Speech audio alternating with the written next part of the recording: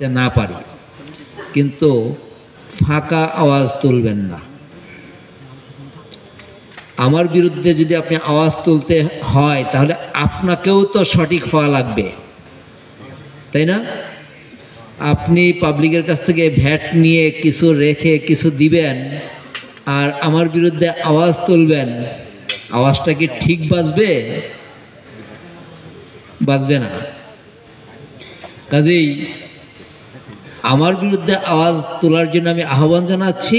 একই সাথে আমিও কিন্তু আওয়াজ তুলব আপনার বিরুদ্ধে যদি আপনি পাবলিকের টাকা নিজের মনে করে কিছু রেখে দেন।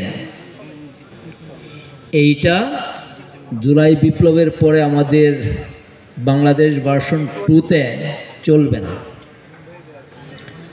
তার আগে চট্টগ্রাম ভ্যাটে অবশ্যই চলবে না।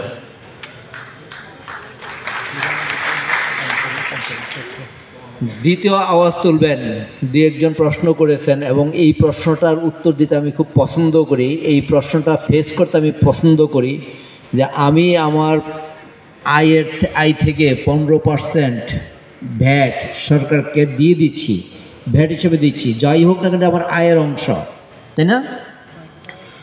আমি যে দিচ্ছি সরকারকে 15% ভ্যাট, মানে 15% টাকা, আমার আয়ের 15% টাকা আমি সরকারকে দিয়ে দিচ্ছি।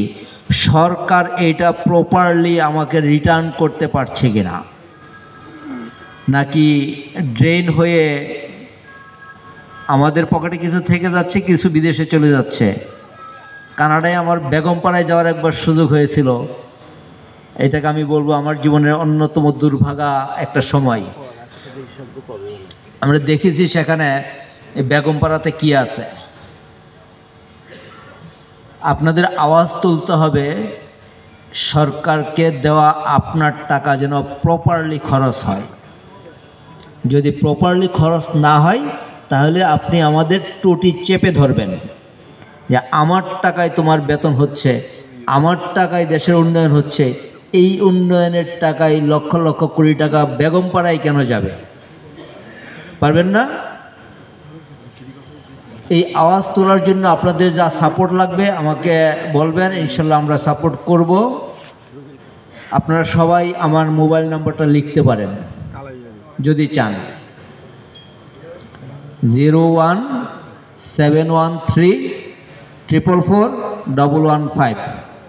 গুগলে সার্চ দিলেও পেয়ে যাবেন, 01713444115।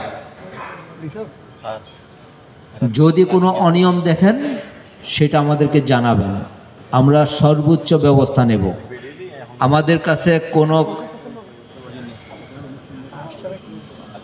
কেউ প্রিভিলেজ না, সবাই প্রিভিলেজড। আমি আজকের অনুষ্ঠানে আসার জন্য মাননীয় মেয়র মহোদয়কে ধন্যবাদ জানাচ্ছি এবং কৃতজ্ঞতা প্রকাশ করছি। আপনাদের প্রতিও কৃতজ্ঞতা প্রকাশ করছি এবং দেশের উন্নয়নে আপনাদের অংশগ্রহণের জন্য আপনাদেরকে অভিনন্দন।